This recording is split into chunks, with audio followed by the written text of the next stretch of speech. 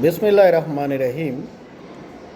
শিক্ষা প্রতিষ্ঠানে শাসন এবং মৃদু ছড়ি ব্যবহার না থাকার কারণে একটা জিনিস খুব ব্যাপকভাবে আমরা লক্ষ্য করছি, সেটা হলো ষষ্ঠ থেকে দশম শ্রেণী পর্যন্ত অনেক বাচ্চারা স্মোকিং করে এবং যেহেতু শিক্ষকদের সুযোগ নেই তাদেরকে শাসন করা, এই জন্য যারা সন্দেহভাজন যে নেশা করে, সরকারের পক্ষ থেকে তাদেরকে ডোপ টেস্ট করে পরবর্তীতে কী ব্যবস্থা নেওয়া যায়, এই জন্য আমি সংশ্লিষ্ট কর্তৃপক্ষের প্রতি বিনীত অনুরোধ করছি।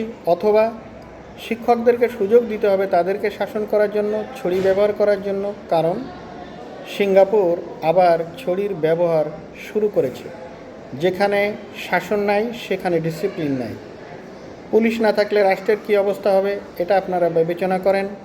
আর্মি না থাকলে আমাদের সার্বভৌমত্বের কী হবে এটা একটা বিবেচনা করা দরকার। যার যেখানে শাসন নেই সেখানে ডিসিপ্লিন মেনটেন করাটা অত্যন্ত কঠিন, কারণ এটা ইংল্যান্ড না। কারণ তারা অক্সফোর্ড বিশ্ববিদ্যালয় তৈরি করেছিল 1096 সালে, আর আমরা ঢাকা বিশ্ববিদ্যালয় তৈরি করেছি 1921 সালে।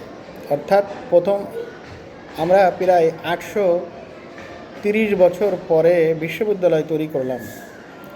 তারা 944 সালে প্রথম সেকেন্ডারি স্কুল তৈরি করেছিল। আমরা তার 858 বছর পরে রংপুর মতান্তরে বরিশালে প্রথম সেকেন্ডারি স্কুল স্থাপন করলাম। অর্থাৎ এই বিশ্ব সভ্যতার সব বয়ান এই তৃতীয় বিশ্বের এইসব দেশে চলে না, কারণ ম্যাক্সিমাম গার্ডিয়ানই লেখাপড়া জানে না। প্রাইমারিতে তৃতীয় শ্রেণী পর্যন্ত পরীক্ষা না থাকার কারণে ষষ্ঠ শ্রেণীতে 30% পড়তেই পারে না। এখানে শিক্ষকের দোষ না, আমাদের সিস্টেমের দোষ, কারিকুলামের দোষ।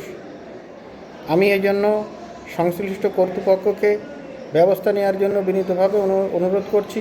আর একজন নেশাগ্রস্ত স্টুডেন্ট, সে সাধারণ বয়ান, বুখারী শরীফের হাদিস, মুসলিম শরীফের হাদিস, এসব কোনোটাই তাকে কাজ করা খুব কঠিন যত সময় না পর্যন্ত ছড়ি ব্যবহার করা যায়।